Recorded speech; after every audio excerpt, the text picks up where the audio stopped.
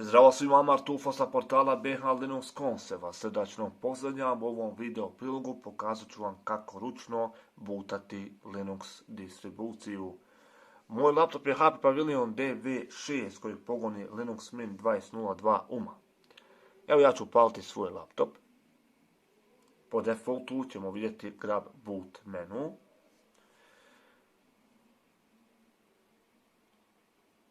Pritisnemo taster Escape kako bismo prekinuli odbrojavanje. Kao što sam rekao, po defaultu ćemo vidjeti Grab Boot menu. Ako se sjećate, ja sam nedavno na svom YouTube kanalu objavio video prilog kako prikazati Grab Boot menu na svakom bootanju. Video prilog je u opisu ispod ovog videa.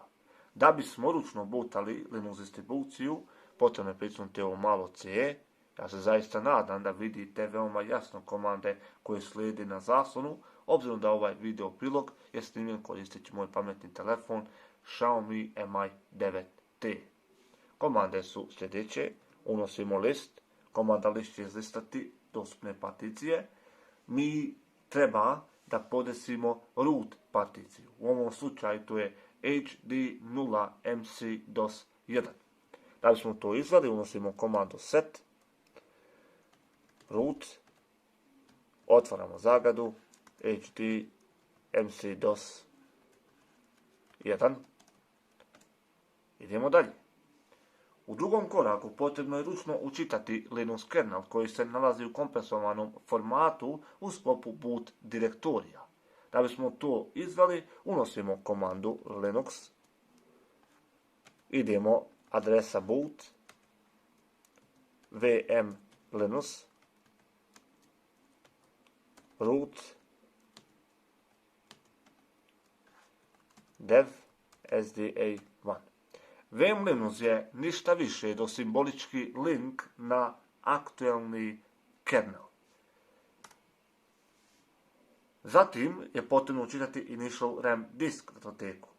Initial RAM disk datoteka je veoma bitna datoteka u sklopu boot procesa kojom se učitava minimalni root file system, na što kernel kasnije završava init proces, majku svih procesa koja ima PID 1.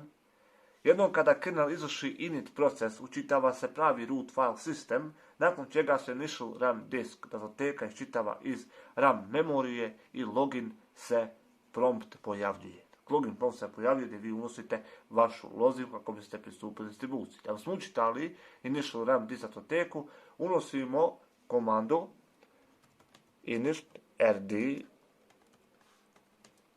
boot